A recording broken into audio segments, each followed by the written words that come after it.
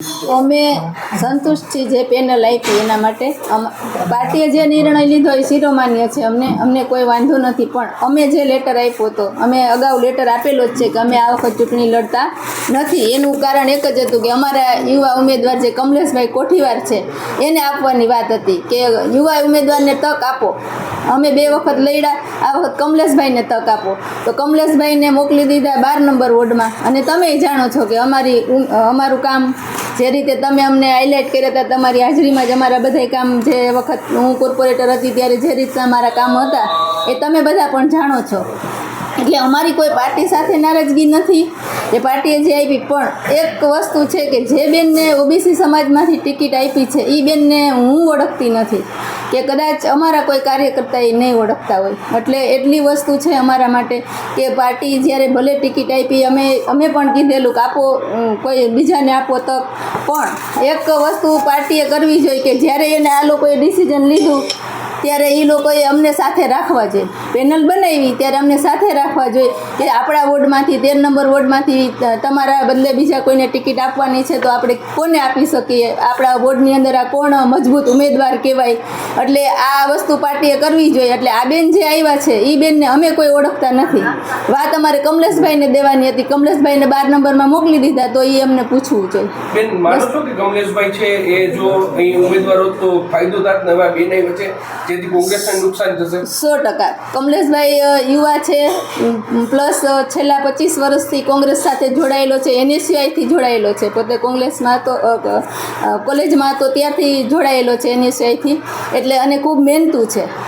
એટલે ખૂબ ફાયદો થાત, સારો ફાયદો થાત પાર્ટીને, અને એ પોતાની સીટ લઈને પણ આવત.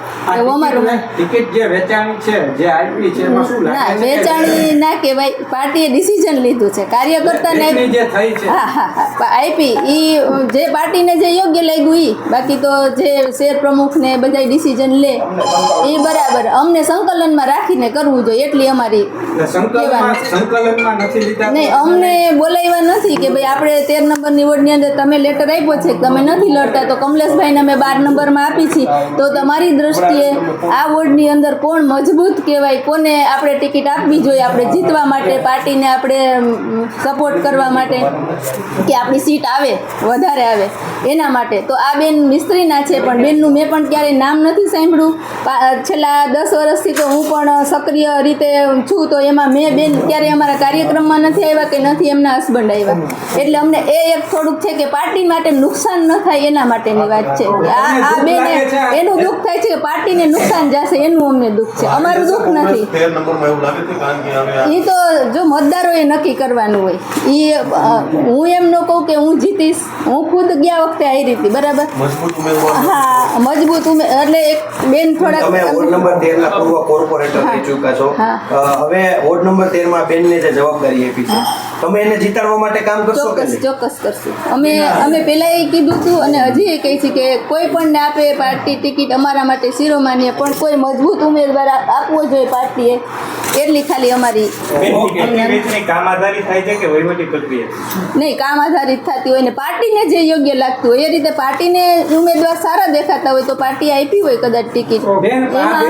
આ બેન કે જોવા નથી મળ્યા, તમે કીધું તમે ઓળખતા નથી કોંગ્રેસના કાર્યકર્તામાં, તો કઈ રીતે એમને ટિકિટ આપી? આમાં જો સમાજની દ્રષ્ટિએ આપી દીધી હોય કે મિસ્ત્રી સમાજનું મતદાન ઝાઝું હોય તો મિસ્ત્રી સમાજને આપી હોય. પણ મિસ્ત્રી સમાજમાં એવા બધા એ ઘણા છે કે અમને સંકલનમાં રાખ્યા હોત, અમને હારે રાખ્યા હોત કે મિસ્ત્રીના બેનને આપવી છે, તો અમે સજેસ્ટ કરત કે કોને અપાય ટિકિટ, કોને ન અપાય. કેટલા મતદારો છે મિસ્ત્રી સમાજના? મિસ્ત્રી સમાજના આશરે મતદાન તો હશે.